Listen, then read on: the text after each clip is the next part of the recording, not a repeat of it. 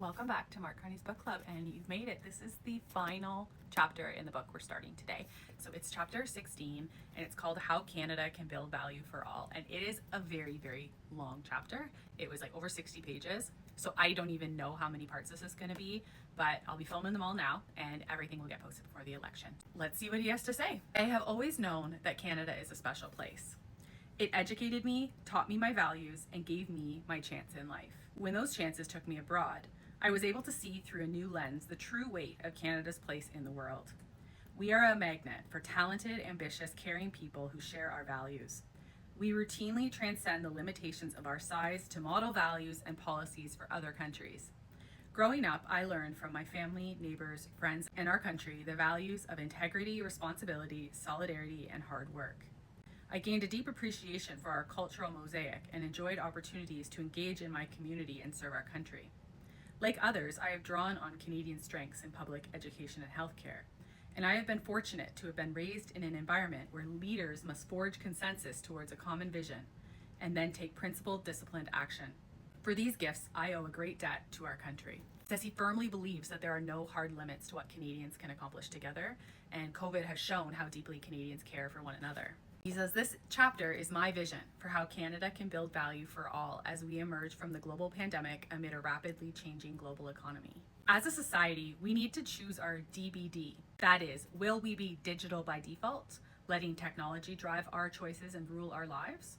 Or will we decide to be digital by design, leveraging new technologies to create new jobs and better communities? How can we take advantage of the benefits of flexible working to reinvigorate our small towns and rural economies? How do we develop a more diverse and distributed government that represents all of Canada to work outside of our capital cities? For many people, measures of aggregate progress bear little relation to their own experiences. Rather than a new golden era, globalization and technological advance are associated with low wages, insecure employment, and striking inequalities. Many people are losing trust in a system that doesn't appear to give them and their children a fair chance of sharing in this bright future. The 10 years following the global financial crisis marked the first lost decade, lost decade, for the real incomes in the UK since the middle of the 19th century. Substitute platforms for textile mills, machine learning for the steam engine, and Twitter for the telegraph, and current dynamics echo those of that era. Then, Karl Marx was scribbling the Communist Manifesto in the reading room of the British Library. Today, radical viral blogs and tweets voice similar outrage. I could feel it when I went out to a union meeting in Canada or in the UK, where the theme was, Britain deserves a pay raise.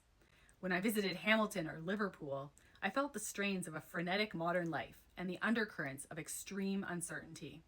Stagnant income growth focused greater attention on its distribution. Inequalities that had been tolerated during generalized and rising prosperity began to be felt more acutely as hope began to fade. These emotions were particularly raw in the UK. Did that suggest Britain was more exposed or just ahead of the curve? While Canada has not been immune to real wage stagnation, innovative policies have helped buffer us against waves of inequality that have plagued countries like the United States. Canadians have long valued fairness in the form of universal public health care, robust public education, tax relief for the middle class, and supportive family policies like Quebec's childcare program and the Canada Child Benefit. Says that domestic policy matters and he's advocating for sustainable growth. These are the ways that sustainable growth can be eroded or undercut. By building up excess debts of households, companies, and banks, governments squandering future fiscal capacity on current spending, robbing the future, Peter, to pay the current, Paul, rapidly exhausting the carbon budget and the associated assault on biodiversity, and devouring the social capital necessary for markets to function and for everyone to thrive. He then talks about vulnerabilities being exposed during COVID and the global disruptions that has caused. This next quote is kind of wild. Proximity to American markets has brought great opportunity, but has at times created an unhealthy dependence. Now, we have a chance, I would agree a necessity, to rebalance our economy to the benefit of all. This will require far-reaching changes to our most important domestic institutions and will call on us to help reshape a global economy in flux.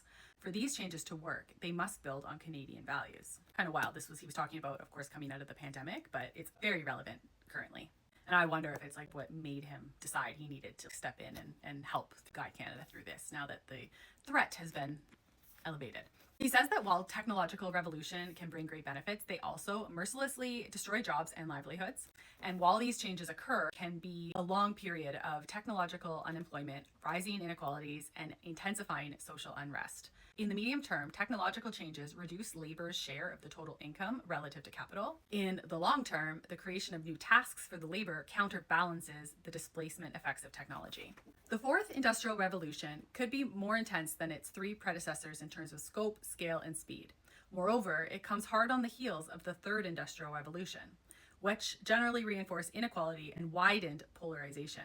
Thus far, each wave of technological change has increased the importance of cognitive tasks relative to non-cognitive ones.